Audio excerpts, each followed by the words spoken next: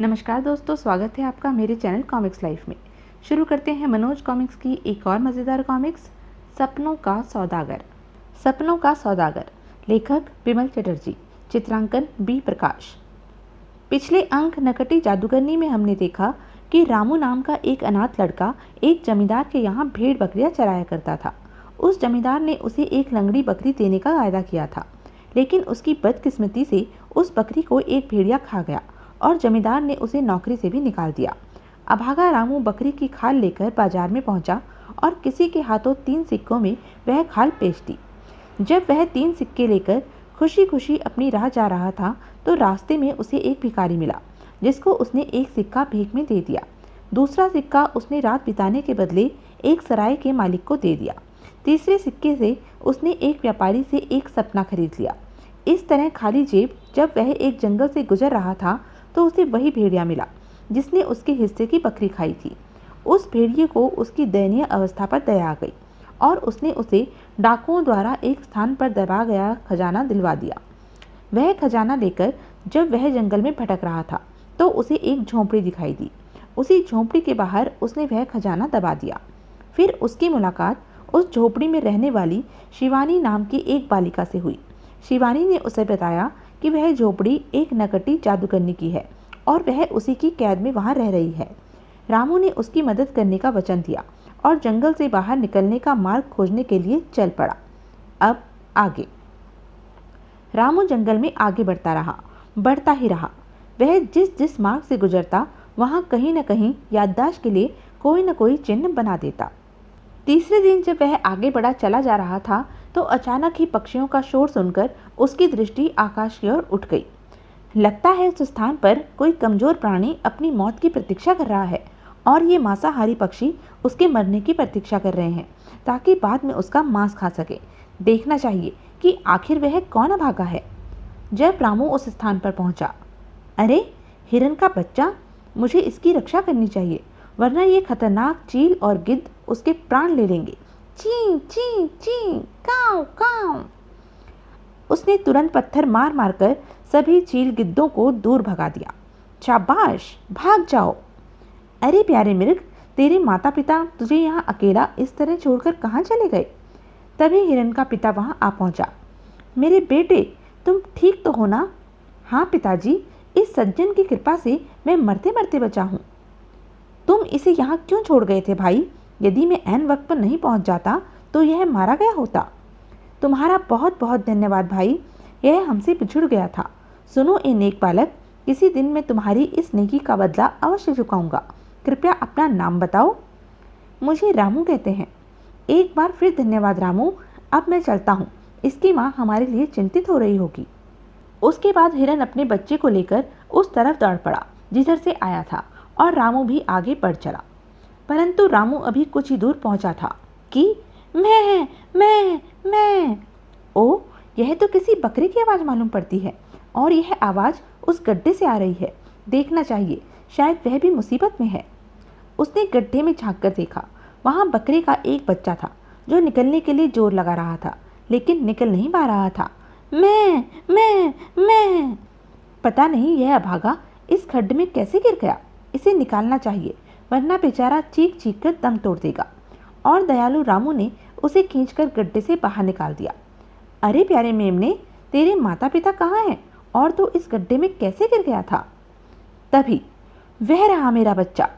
जब मेमने का पिता वहां पहुंचा तो रामू ने उसे सारी बात बता दी।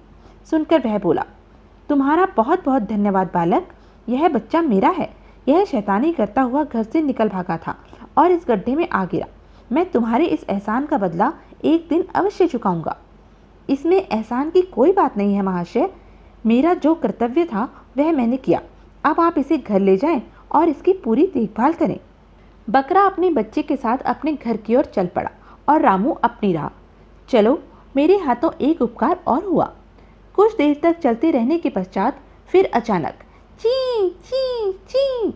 अरे, यह फिर कौन मुझे सहायता के लिए पुकार रहा है? ओह, तो यह है बेचारा मोरनी का बच्चा, शायद अपने घोंसले से किसी प्रकार नीचे गिर गया है। रामू ने उसे उठाकर घोंसले में रख दिया। ओह, वह बालक काफी नेक लगता है। धन्यवाद बालक, तुमने मेरे बच्चे की जान बचाकर मुझ पर जो एहसान किया है उसकी कीमत मैं एक दिन जरूर चुकाऊंगी, लेकिन मैं ईश्वर से प्रार्थना करूंगा कि वह दिन कभी ना आए। अच्छा, मैं चलता हूँ। रामू 3 दिन तक जंगल में भटकता रहा, लेकिन चौथे दिन आहा, मैं जंगल से बाहर निकल आया। मार्ग में मैं कोई न कोई निशानी छोड़ता आया हूँ। अब ना तो मुझे वापस लौटने में ही कोई दिक्कत होगी और न शिवानी के साथ इस जंगल से बाहर निकलने में ही कोई मुसीबत होगी। अब मुझे वापस लौट चलना चाहिए। शिवानी मेरा इंतज़ार कर रही होगी। और वह पलटकर वापस नकटी जादूगरनी के घर की ओर चल पड़ा। इधर जब 7 दिन गुजर गए और रामू वापस लौटकर न आया तो शायद रामू अब इस दुनिया में नहीं रहा। हाय, वह मेरे लिए मौत के मुंह में चला गया। काश भगवान उसकी जगह मेरी जान ले लेता। आए, किसका नाम ले लेकर रो रही है ये? जरूर दाल में कुछ काला है। अरे कमीनी, सच सच बता, यह तू किसके लिए आंसू बहा रही है?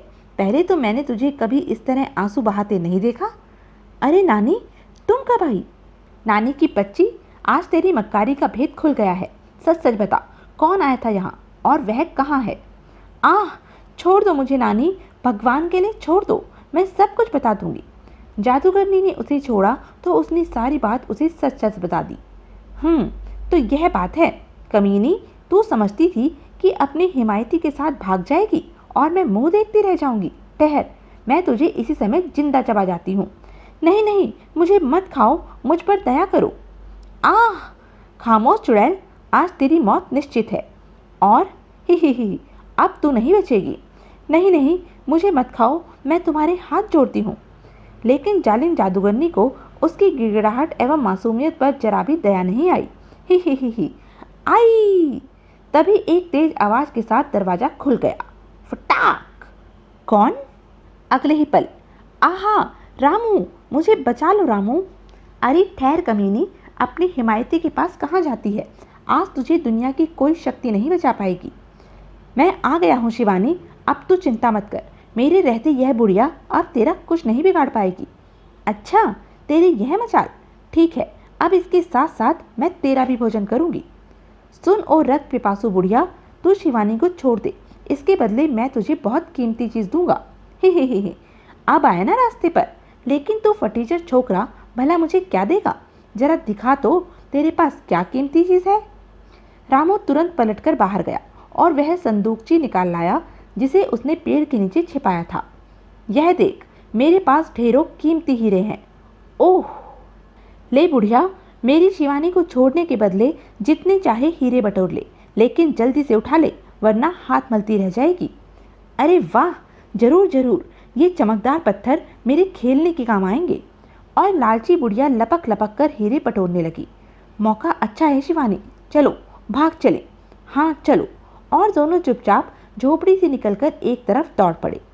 भागते भागते उनके पैर लहूलुहान हो गए, लेकिन बिना पीछे देखे वे भागते ही रहे। अंत में शिवानी निढाल होकर जमीन पर गिर पड़ी।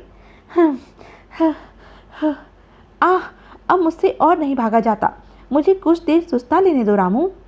यह सुस्ताने का समय नहीं है शिवानी, हिम्मत से काम लो और मेरे साथ आगे बढ़ो। यदि वह नकटी बुढ़िया हमारा पीछा करती हुई यहाँ पहुँच गई तो हमारी खैर नहीं। रामू ने अभी इतना ही कहा था कि उन्हें पीछे से भयानक शोर और बिजली की कड़क सुनाई देने के साथ साथ धरती कांपती हुई और पेड़ उखड़ उखड़ कर गिरते दिखाई देने लगे। तुरंत दोनों ने घूम कर देखा। ओह, शायद वह जादूगरनी आ रही है। शिवानी, जल्दी उठो, वह बुढ़िया आ पहुंची है। यदि एक बार हम उसकी पकड़ में आ गए तो वह हमें खाए बिना नहीं छोड़ेगी। लेकिन मुझ में अब भागने की और ताकत नहीं है रामू, मेरा सर चकरा रहा है। तुम अकेले ही भाग जाओ। जब तक वह जालिम बुढ़िया मुझे खाएगी तुम उसकी पहुंच से बहुत दूर जा चुके होंगे। यह तुम क्या कह रही हो शिवानी? मैं तुम्हें कभी छोड़कर नहीं जा सकता। यदि तुम नहीं चलोगी तो मैं भी खुशी खुशी तुम्हारे साथ उस बुढ़िया का भोजन बन जाऊंगा। ओह, तब तो मुझे एक बार फिर हिम्मत करनी पड़ेगी। शिवानी किसी तरह हिम्मत करके उठी और दोनों एक बार फिर दौड़ पड़े। नकटी जादूगरनी वास्तव में उनका पीछा कर रही थी। मैं तुम्हें जरूर पकड़ूंगी मक्कारो, और हर हालत में तुम्हें जिंदा चबा डालूंगी। इधर शिवानी दौड़ते दौड़ते अधमरी सी होकर फिर जमीन पर गिर पड़ी। बस रामू, अब मैं एक कदम भी आगे नहीं बढ़ सकती। मेरी चिंता छोड़ो रामू और अपनी जान बचाओ। मेरा बचना अब मुश्किल है। अलविदा।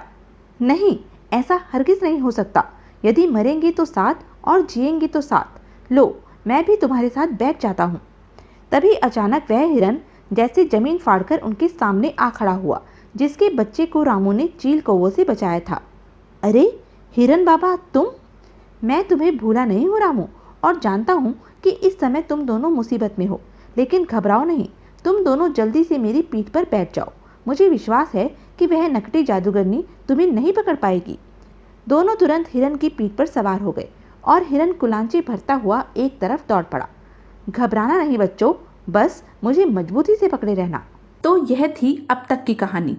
आगे की कहानी जानने के लिए बने रहें मेरे साथ। और हाँ, मेरे चैनल को लाइक, शेयर और सब्सक्राइब करना ना भूलें। धन्यवाद।